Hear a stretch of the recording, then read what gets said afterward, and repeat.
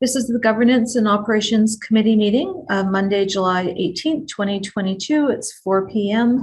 This meeting is happening by Zoom. And just a reminder that this webinar is being recorded and will be published to the city's YouTube site.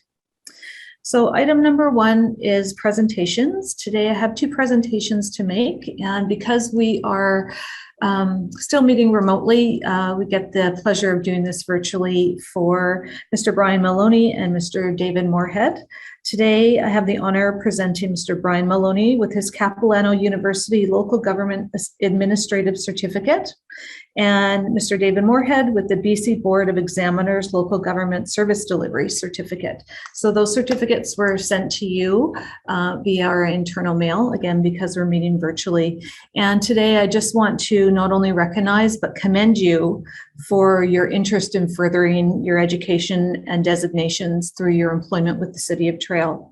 You both have very busy careers and lives, and undertaking further educational requirements should not go unnoticed, and it is really not an easy task to always be balancing that. And as we know, life is just very busy. And I have confidence that the certificates that you have been successful in completing will strengthen you as employees of the City of Trail and will also strengthen the City of Trail. We appreciate your commitment to the City of Trail and to your job, and we look forward to you being employees of the City of Trail for many, many years to come. And I am very confident that there are probably more certificates and educational endeavors which you will be interested in putting forth and putting your name forward for, and to further your career and just your knowledge. So I'm sure this will not be the last time that we are in this position to provide you some kudos and respect and regard and admiration for the great work that you do for the City of Trail as an employee and just as a resident or someone who is very deeply embedded as a stakeholder in this city. So thank you very, very much. Yay.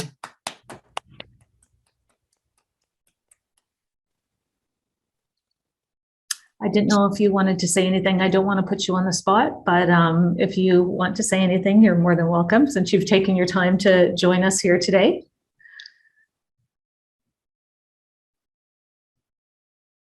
Go ahead, Brian. Just like to say thank you, first of all, for the recognition and the kind words and the congratulations. That means a great deal to myself, and I'm sure it does to David as well. But on my own personal behalf, I'd just like to say thank you for the opportunities afforded me to grow professionally and personally in my time with the city. And it means everything to me to get these chances and opportunities to go to school and to learn and to keep that perpetual education underway. So thank you all for your support and for your kind words today. Well, very welcome, well deserved. And David, go ahead. Yeah, I'll just reiterate what Brian says. Thank you very much for that. I know for me, and I'm sure for Brian, we don't do this for recognition or anything like that, so it is appreciated. To Mayor, Council, and senior staff, just letting us have the opportunity to take these courses and further our education, just so we can better provide the services to the citizens. We do appreciate it. Thank you. Thank you, David. And thanks to you both. And I understood you couldn't hear any of the applause because we're all on mute, but you think you saw the hands clapping at least. So. Awesome. Well, thank you. David and Brian, you can stay with us if you wish, but I know you're probably not scheduled for this agenda. And again, so if you'd like to depart us, just again, congratulations and thank you for your time today. Yeah. Moving on, item number 2, Parks and Recreation, Trail Smoke Eaters Hockey Club, April ice request. And Tricia, assuming I'm turning the floor over to you. Thank you, Mayor Payson. That would be correct. So we're here today to discuss a request that's come forward from the Trail Smoke Eaters regarding leaving ice in the Kimiko Arena through till the end of April on an ongoing basis. So as some of you may recall, we have entertained having ice in the main arena through till the end of April for the last 2 years due to COVID impacts to the BCHL hockey season, as well as due to other COVID impacts just to games that got canceled or had to be rescheduled to later in the season, all around the COVID requirements. So the team has now come forward and would like to see that on an ongoing basis going forward. So I'm going to jump to the analysis section, if that works for everyone, because I think that probably provides enough background to date. So there's a couple of kind of key things that I think are really important for council to be aware of as part of this request. So one is that we should consider this as a service level enhancement, and that would impact our operating budget. So obviously if there were operating budgets that needed to be adjusted, they would be advanced in part of the operating plan for 2023 and ongoing from there. The reason for the request from the Smoke Eaters that they have indicated that the start date for the BCHL season has been adjusted. So they used to start, I'll just say roughly mid-September, where now the dates are pushed a little bit later into September, which of course has a domino effect throughout the ice season. And this would put it where the playoff season doesn't start until about the last little bit of March, the first week of April, where normally we would be into playoffs a little bit earlier than that. So back in the day when they made these requests of the city in 2021, and then where we entertained it again in 2022, was that they identified a variety of needs related to the ice and how much ice they anticipated using. So of course, over time, the team has done all kinds of creative things to try to increase their ice usage even beyond what they originally intended, as it was somewhat new for the last couple of years. But definitely the commitment that they made to the city was met on each year, and I would say exceeded to some level. And this year, in 2022, would have been the first year that the extension of the ice season also brought a modest amount of revenue in from third-party rentals that were not the Trail Smoke Eater. So could be adult ice users or some other group that was just interested in booking ice. They did take advantage of that. Up until 2022, so in April of 2021, the only ice that was in was the main ice. And in 2022, because of the changes to the kids rink, we now also had 2 ice sheets in play through till the end of April, which was the first year that we would have seen that change kind of all happen simultaneously. So this year in 2022, the Trail Smoke Eaters booked approximately 100 hours of ice between the kids rink and the Cominco Arena combined. And they intended that in the next coming years, they would continue to book roughly that same amount of ice, but would also be increasing their ice usage to accommodate a couple of hockey tournaments that they've identified that they would like to run. The team is pretty clear that they believe that they can make effective use of both ice surfaces. They talk about things, usage such as spring hockey teams or spring leagues, ice development, ice skill development camps, as well as 3-on-3 conditioning league skill development, and a whole host of other activities going forward. One thing that prior to COVID, if we can remember back that far, so prior to COVID, the team would always hold an ID camp in spring. And so normally it was held in the beginning of spring, where now they've pushed it to the end of spring. And when we challenged that to say, what prompted the change, because that would be a major consideration for the team, is that because of the changes to the playoff season and then the draw on the coaching staff and trainers, that the ID camp being held earlier in the spring would almost render it unattainable for people to come, because they would be tied up with other requirements within the league. So outside of the ice usage, there are a couple of other considerations with this request that I do believe are important for council to be aware of. So we do have a position that is shared between Parks and Recreation and Public Works, and it's great to see that David Moorhead has stuck around, because this definitely would impact him. So there's a position called the RFA2 Parks Groundskeeper position that transfers out to Public Works to support the parks operation in the spring. So a delay in the ice coming out would delay the transfer of that person being able to transfer to Public Works, which would have both a financial and a service impact to that department that would have to be effectively picked up in some other way, assuming the services are expected to remain as we've all expected them to be till now. So that transfer could be delayed by as low as 2 weeks, but we're anticipating closer to 4, if not upwards of 5 to 6 weeks.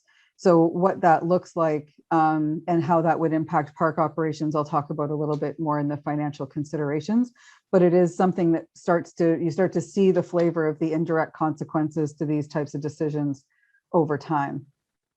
The other one is Silver City Days. So as many of you know, Silver City Days typically enjoys hosting the Sidewalk Cafe in the arena, on the arena floor once the ice is taken out. And historically, Silver City Days happens on the Mother's Day weekend, which is the second Sunday in May every year.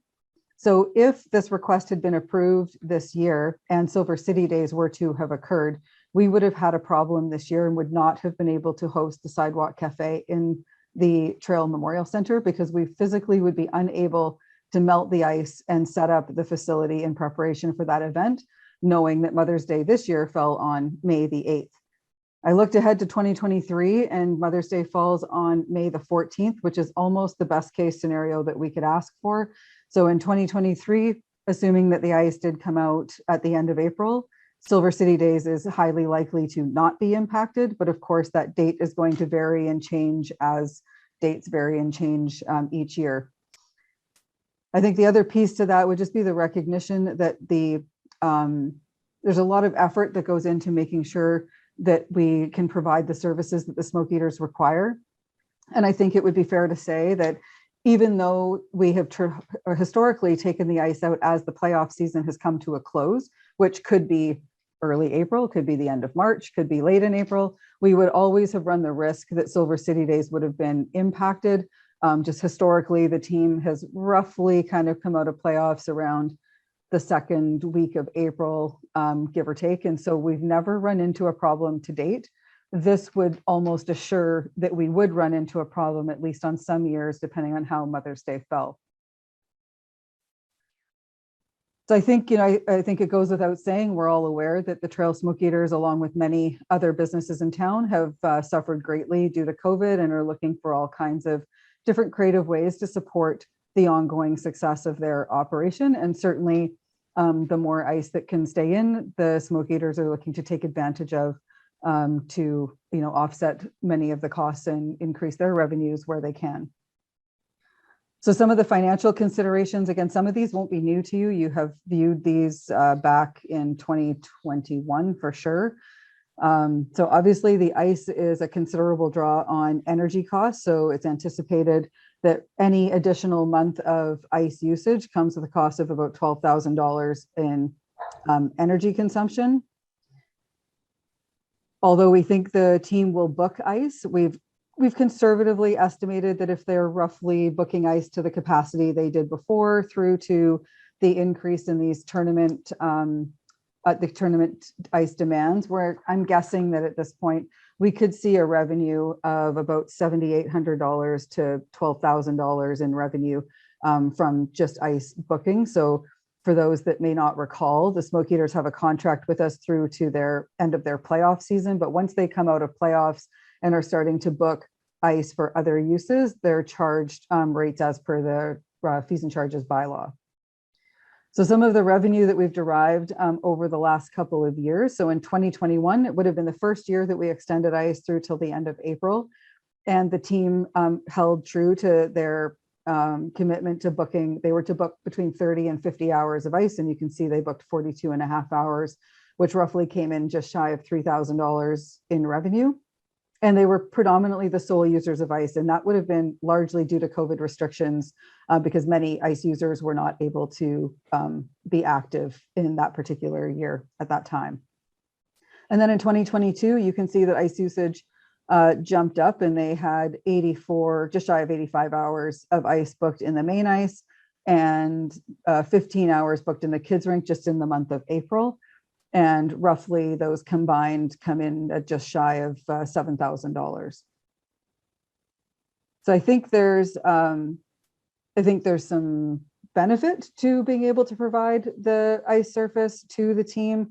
I think, the more the team has a vested interest in promoting the ice to both the community and certainly making it used, because there's a direct benefit to themselves as well as to us because they do book and pay for that ice. I think another piece to this would just be the costs that between the Director of Public Works and I, we've estimated that the cost to replace the roads and grounds needs, so to have, you know, sufficient staff in that department, or at least bodies doing the work of that service, we would need at least $5,500 or $8,400 at a loaded rate if we were using inside staff to help with the actual manpower requirements of that department. And that doesn't take into consideration any of the other administrative costs associated with posting or processing, you know, applications, trying to fill a position. The other option would be to go to contract services to, you know, deal with that particular, you know, 4 to 6 weeks of time. But it was not known what the cost at this point would be at the time of writing this report. So maybe I will leave it at that and open it up to council for discussion. Thank you. Does anyone have any questions for Tricia or any comments on this matter? Councillor Doby, go ahead. Thank you, Mayor Payton. Tricia, I can appreciate your report. You've given us some good information here, and I can certainly understand where there would be a concern with the contract going to the end of April and Silver City Days needing the ice area for the vendors and the food market. I just wondered, since we're opening up the library and it's going to be all remodeled, if we didn't have the actual vendors in there, could we not house the people right in the gymnasium and have the food vendors outside of the gymnasium, either in the old library space or the red floor? And we could also utilize the seating in the bleachers. We haven't been able to do that in the past because there was a COVID concern. Am I correct in that? Or was it because of the liquor license? There was liquor in there and people couldn't take it into the bleachers. All of those things were probably at play at various times. Each year would have probably raised different points of those concerns in different years. So yes to all of it, maybe just not in the last Silver City Days that you might recall. Okay, but there could be a possibility if we had a conflict with the ice of putting it into the gym and sharing the red floor space or the old library space for the vendors. Possibly you wouldn't have any of the power requirements that most of the vendors would require in the old library space. Okay. And I think maybe more importantly, Councillor Doby, is that the flavor of the event would change. I know.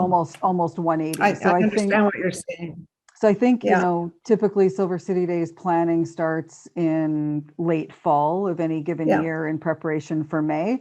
So it would be those years like next year, it would be very obvious to say, you know, it's probably not a concern. If the Smoke Eaters went deep into the playoffs or, you know, went to the league finals, we would be hooped with Silver City Days almost regardless. But if it's a normal year, next year would be fine and it wouldn't be a problem. It's those years where the dates start to land on like May 10th or May 11th, where it would be very touch and go as to whether we could pull off being able to deliver that event, knowing all of the planning that would have gone in under the assumption that you're in one space. And then if you have to transfer to another space, the whole event could look quite dramatically different. So it would take a bit of magic upon the Silver City Days Planning Committee to switch venues depending on how that falls, if that answers your question. Yeah. Thanks, Trish. Any other questions on this or comments? Go ahead, Councillor Jones. Thank you. Thanks, Trish, for the report. I just have a question under item number 5 under the options, option 5.1. So when I read that, so you're basing whether the ice remains in based on who has scheduled it for the summer, the spring and summer. Is that my understanding? And paid for on a year-to-year basis? No, so this is the request for the ice to remain in through to the end of April is specific to the Smoke Eaters. Oh. And then other people would also be able to book the ice. So if the ice is in, the service is there, you know, any group would be able to use it. The Smoke Eaters would probably expect, I'm speaking a little bit just from my own assumption, but my expectation would be was they'd probably expect a level of priority booking, but knowing how ice typically goes in April, they would be well organized long before I would say the more casual users might be looking to pick up a few hours of ice from time to time. So it's predominantly serving the smoke eaters. However, there could be some community benefit, not unlike what we've seen even just in this past year. Okay, that makes more sense. Thank you. Any other comments on this? Tricia, go ahead. Can I just add one? I think it's important to note that CAO McClure's comments at the end shift the recommendation ever so slightly. So I just want to draw council's attention to that. Sorry, Colin, if I'm stepping on your toes there, but I just want to make sure that it's clear that CAO McClure has suggested that this be agreed to for the 2023 season only until further review about the overall service at the Trail Memorial Center can be done as part of the operating budget going into 2023. But to commit to it for this year, but not commit to it on an ongoing basis, as the team has currently requested in their correspondence to us. Okay, anyone else have any other comments? Councillor Jones? No, I just have a comment that I was going to recommend the CAO's comments. Thanks, Trish, for bringing that forward. I would like to see it be like a pilot project, right, for the rest of this year, and then take some time and have a look at it and go over the details during the summer. Do I have someone to second the recommendation? Councillor Dobie, does anyone have any comments or questions? Any further? Okay, I'm going to just make a comment, and I don't know if CAO McClure, if you want to say anything, but I'm just going to add that, I think us as a council and a city, we value the smoke eaters very much, but as a community, the community values the smoke eaters and Silver City Days very much. And when we had to cancel this year's Silver City Days because of COVID and the restrictions that were in place, which didn't allow us the appropriate amount of lead time, the city received a lot of backlash from the community because of cancellation of event that is very important to them. And I think it would be very, very difficult for council to abridge, amend, change Silver City Days, where one year you had the facility used, the next year you didn't. It's not only difficult for the planning committee, I think you would create a lot of disappointment in the community. So I like the recommendation, but as a councillor, we're here to look at our facilities for the global benefit of the community. And our Memorial Center is used very heavily during Silver City Days for the global benefit of our community, not just for hockey. And that is my lens on this. I would like to support the Trail Smoke Eaters, but I would also like to support our community. And I think, when looking at other options of space for the Italian Sidewalk Cafe, or whatever you want to call it, where you have the vendors and you have the music and you have the recreation and hundreds of people sitting in a shaded area to get them out of the rain, to get them out of the blazing heat during Silver City Days, I think we would have a very, very difficult time finding an equivalent space in the city where we could host that part of Silver City Days. So, and I'm not sure how the planning goes with the Silver City Days team as far as when we have a midway and how they stack up their events. So, they tend to go potentially from Trail to Castlegar to Creston and do the kind of the tour of the Kootenays. So I don't know if the midway would have the flexibility to provide that kind of leeway to accommodate a hockey season year over year. I would imagine that they would have a set schedule that they have built over years of engagement to try to make sure that they can hit every community and maximize their revenue and output and engagement during the festival season. Let's put that. So I think it's an interesting opportunity for us. We're here to support the Smokies. We're here to support the community, and I think the recommendation is a good one. Any other comments or questions? I just want to thank Ms. Davison for her work on the report. It is very informative, and I appreciate her also bringing forward that where Mother's Day lands is in that window where it would appear that we don't have something to concern ourselves with in 2023. Also gives us an opportunity, as the mayor spoke to, is do we have to find a different way to, do we find a week and make it solid always at this point in time and find out from the midway? And there's some work that we can be done, and I think that this allows us, if council agrees, an opportunity to, I think, allow the smoke eaters to get the time that they need, and gives us an opportunity to make sure that we can have both. We want to have a win-win with both parties, and so we'll look at that for the future and be able to come back to council in a year from now or so. Very good. Any other questions, comments? No. Okay, all in favor? Against, if any? Carried unanimously. Thank you. Very good. Item number 3, Public Works, Sunningdale Y pedestrian safety improvements. David, are you going to lead us in with this one? Yes, thank you, Chair Payson. Hi, members of council. Thanks for having me. I'm sure I can give a brief background on this Sunningdale Y pedestrian improvement project. This has been on the books for 2 years now. The issue came forward from some citizens regarding the intersections of Hazelwood Drive, Hillside Drive, and Charles Lakes Drive. It comes to a very awkward 3-way intersection, both for traffic and for pedestrians. Those that are traveling south on Hillside Drive come to a stop sign and then have to move forward quite a bit from that location to navigate that intersection safely. Also, the concern was the pedestrian traffic.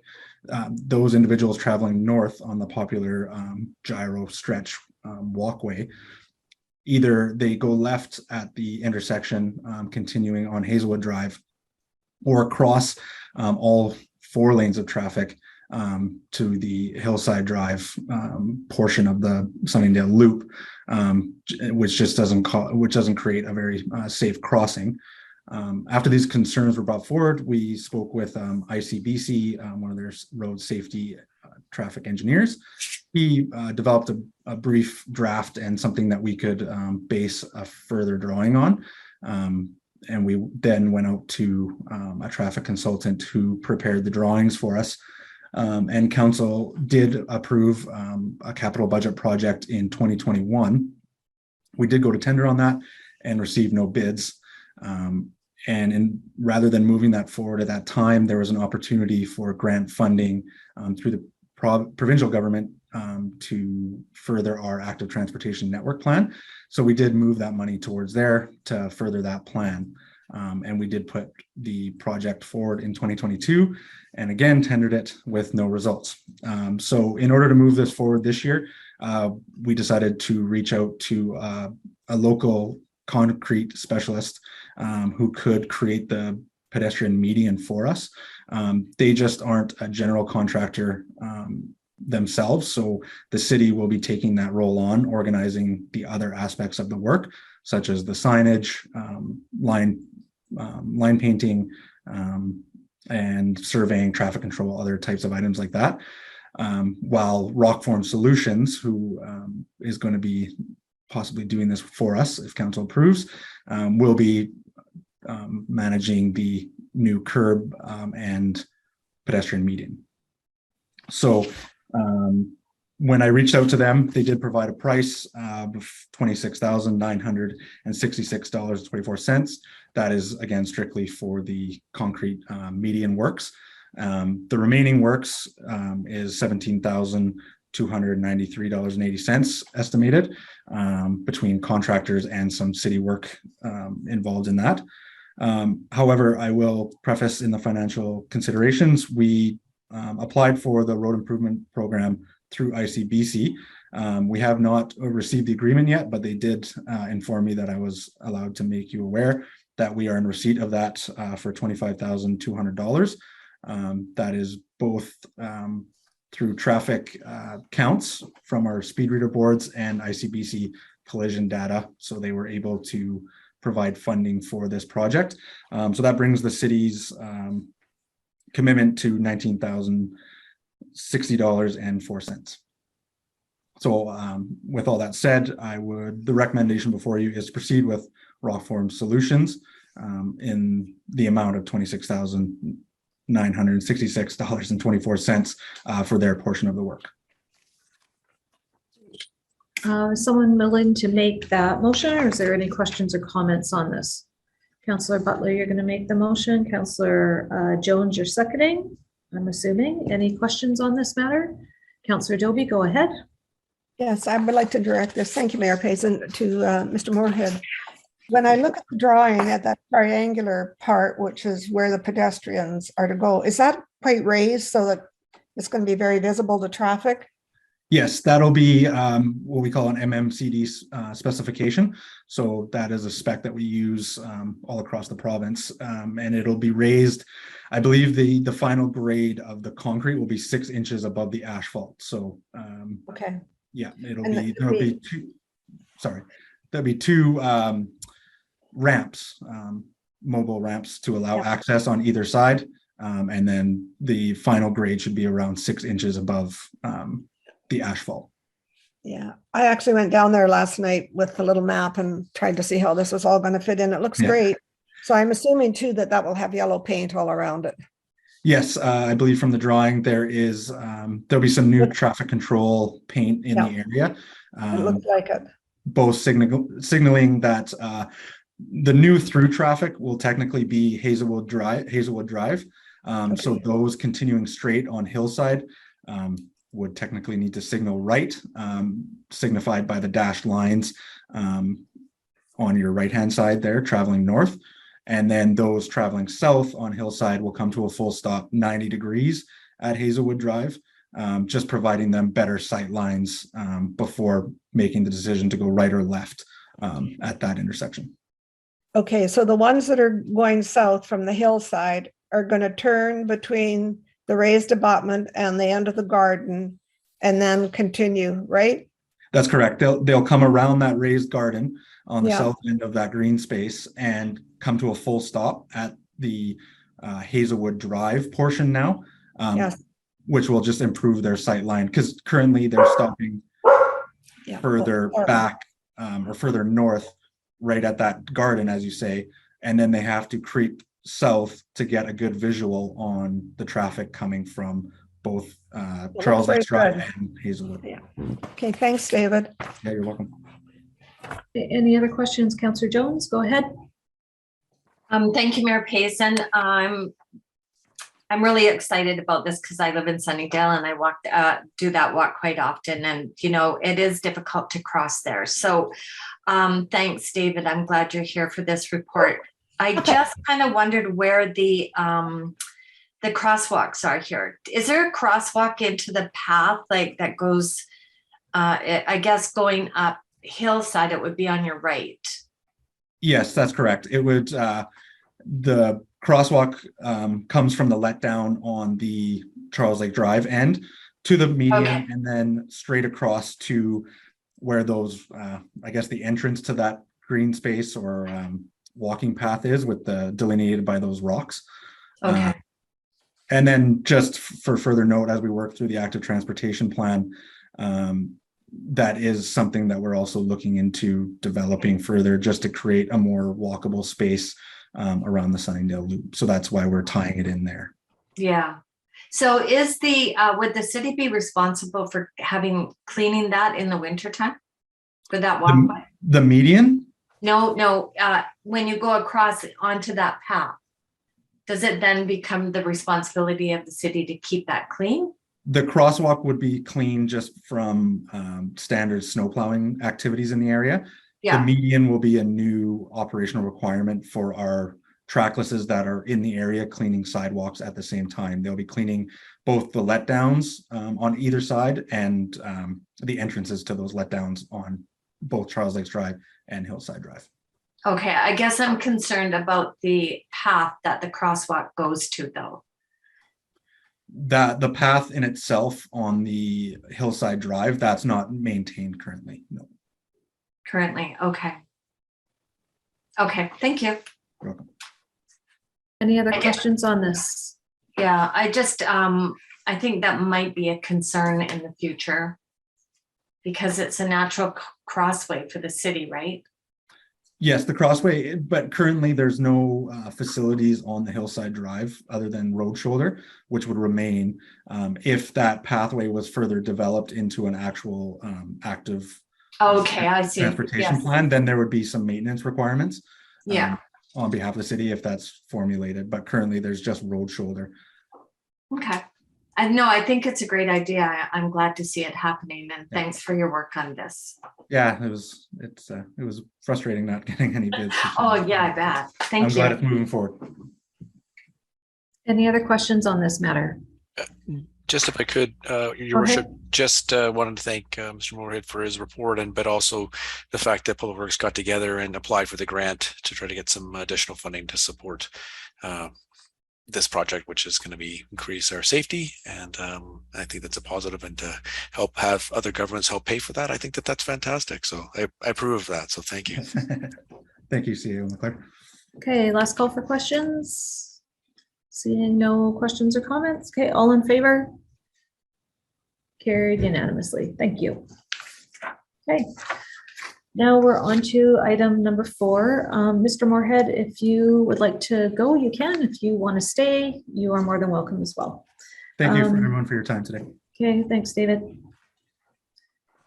Grants and aids. So 4.1 is report on grants to organizations dated July 14th, 2022. The recommendation is that the report be received for information. Do I have someone to make that recommendation? Councillor Gattafoni Robinson. Do I have someone to second that recommendation? Councillor Butler. Do we have any comments on this matter? Seeing none, all in favor? Carried unanimously. Thank you. Okay, and the next item is the Trail Tadnak Team Tennis Society application for a cash grant. I have some comments on this, and maybe I'll just lead off with it. So I would like to defer this for more information for several reasons. I would like more clarity on the relationship between the city and Tadnak, and why this tennis court is not within the purview of the city. I don't really feel that this has much relation to the child care center. So although there will be an enhancement in that area, I'm not quite sure the school age will be that which they would be using the tennis courts. This ask of $20,000 is almost 25% of our cash grant allocation.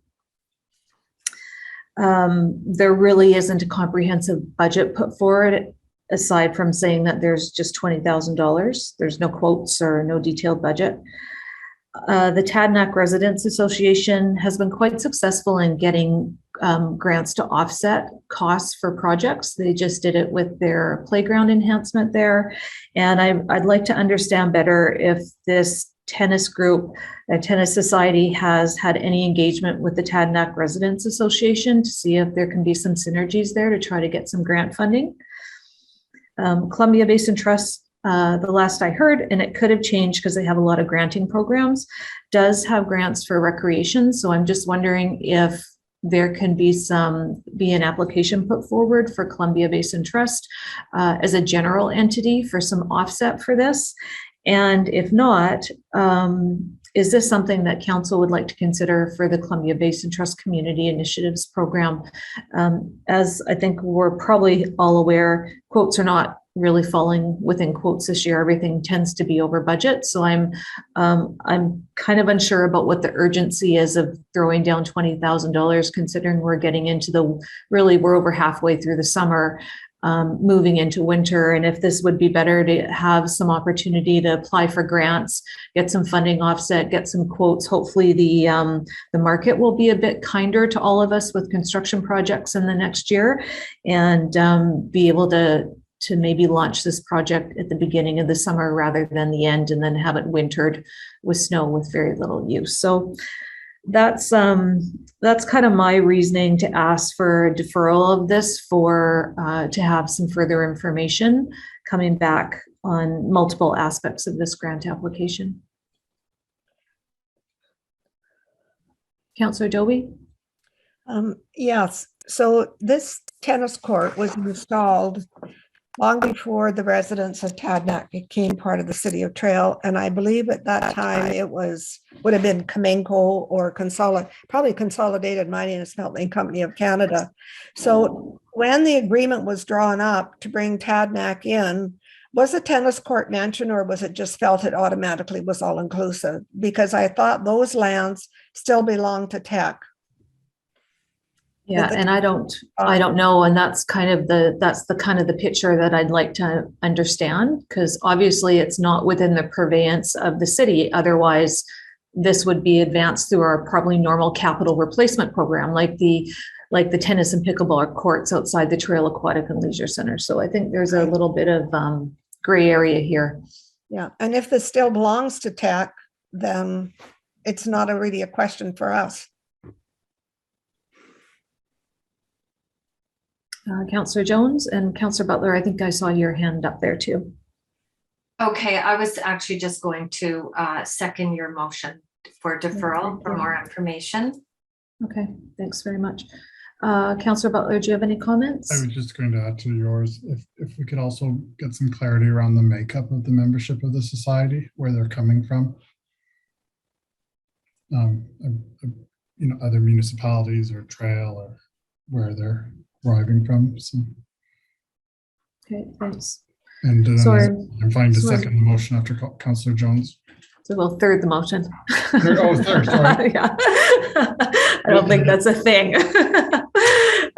So thanks. I have moved the motion, and Councillor Jones, I have is seconding the motion. And sorry, Ms. McIsaac, we kind of gave you quite a laundry list here of follow-up to do on this one. Is there any other questions on this matter? No? Okay, let's go for a vote. All in favor? Carried unanimously. Thanks very much. All right, and with that, we can move for adjournment. 4:44. Do I have someone to move for adjournment? So moved. Councillor Dobie, I heard you first, so we'll take you moving for adjournment. Okay, thanks very much, everyone, and we'll see you at 6 o'clock.